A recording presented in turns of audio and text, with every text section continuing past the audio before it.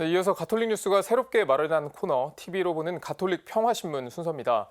매주 발행되는 가톨릭 평화신문의 주요 기사를 TV로 전해드리겠습니다. 오늘은 8월 25일자 가톨릭 평화신문 1528호를 살펴보겠습니다. 김혜영 기자와 함께합니다. 자, 먼저 일면 머릿 기사부터 살펴보겠습니다. 지금 한일 간 갈등이 깊어지고 있는 상황에서 양국 주교들의 담화가 실렸네요. 그렇습니다. 정부가 어제 한일 군사정보보호협정, 지소미아 종료를 전격 결정하면서 한일 관계가 한 치 앞을 내다볼 수 없는 상황이 됐는데요. 가톨릭 평화신문은 일면에 한일 양국 주교들이 지난 15일 성모승천대축일에 발표한 담화 내용을 전하면서 한일 관계 경색을 풀 수 있는 해법을 모색했습니다. 먼저 담화를 발표한 건 일본 주교회의 정의평화협의회장 카치야 타이치 주교입니다.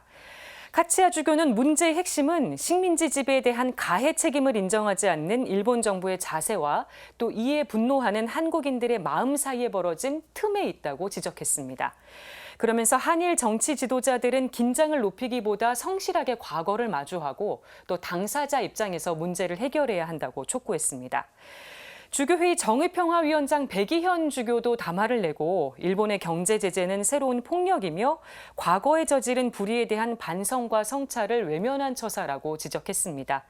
그러면서 일본 교회의 뜻에 형제적 사랑으로 일치하고 연대한다는 입장을 밝혔습니다.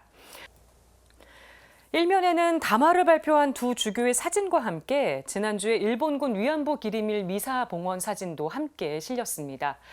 한일 양국 주교들은 1996년부터 매년 교류 모임을 통해서 서로 간의 이해와 협력을 도모하고 있습니다. 물론 주교들의 교류도 중요하지만요. 한일 양국 관계를 풀려면 올바른 역사 인식이 바탕이 돼야 한다는 점 강조하지 않을 수가 없습니다. 자, 이어서 다음 기사로 넘어가 보죠. 네, 탈북 청소년과 대학생들이 몽골에서 봉사한 현장을 다룬 특집 기사입니다. 네. 서울대교구 민족화위원회가 주최하고 남북 하나재단이 후원한 몽골 우니타스 봉사단을 동행 취재한 특집 기사가 실렸는데요. 탈북 대학생 A씨는 지난달 말 몽골 봉사활동에 가서 깜짝 놀랐다고 합니다. 북한 풍경과 너무나도 비슷했기 때문입니다. 진흙이 가득한 비포장길, 또 시커먼 역청을 칠한 목재 전신주, 나뭇가지를 엮은 울타리까지. 처음엔 몽골 아이들과 말이 통하지 않아서 답답했지만 북한 주민들을 생각하면서 몸짓으로 소통한 이야기가 담겼습니다. 이번 봉사활동에는 남한 학생들도 일부 참여를 했는데요. 남북 학생들이 함께 먹고 자고 봉사활동을 하면서 마음의 벽이 허물어졌다고 합니다. 봉사에 참여한 탈북 청소년과 성직자, 수도자들이 밝은 표정으로 점프한 사진, 보기만 해도 기분이 좋아지지 않으시나요? 네, 시원해 보이네요. 네. 봉사를 주관한 서울대교구 민족화회 위원장 정세덕 신부의 인터뷰도 실렸는데요. 정 신부는 탈북 학생들에게 필요한 건 체험적 삶과 교육이라면서 이런 봉사 프로그램을 지속적으로 진행하겠다는 뜻을 밝혔습니다. 그러면서 탈북 학생들을 사랑의 눈으로 또 하느님의 눈으로 봐달라 이런 당부도 덧붙였습니다. 그렇군요. 자, 이어서 다음 기사는 어떤 걸 준비했습니까? 네, 맹영균 앵커는 사제가 미사 중에 성체와 성혈을 높이 들어올리는 모습, 그 이유가 뭔지 아시나요?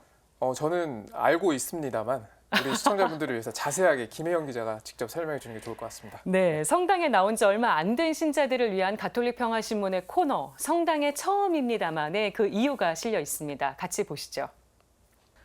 사제가 성체와 성혈을 높이 들어올리는 행위를 거양성체라고 합니다. 라틴 말로는 엘레바치오라고 하는데요. 세 가지 이유가 있습니다. 먼저 빵과 포도주가 축성돼서 예수 그리스도의 몸과 피로 되었음을 회중에게 드러내 선포하는 의미가 있고요. 두 번째로 성체와 성혈로 우리 가운데 현존하시는 구세주께 사랑과 흠숭의 마음으로 경배하라는 뜻이 있습니다.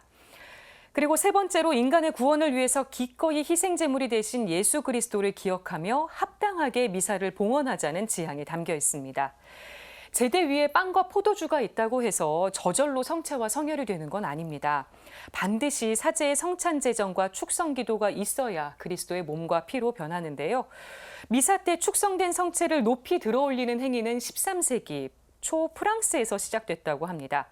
당시 평신도들 사이에 이 축성되지 않은 빵까지도 성체로 공경하려는 그릇된 신심이 퍼지면서 파리 교구장이 사제들에게 반드시 축성한 성체만 들 수 있도록 했습니다. 이후 축성된 성체를 보기 원하는 신자들이 크게 늘어나면서 또 뜻에 부합해서 거양 성체가 급속하게 퍼지게 됐고 50년이 채 안 돼서 유럽 전역에서 이 예식을 행하게 됐다고 합니다.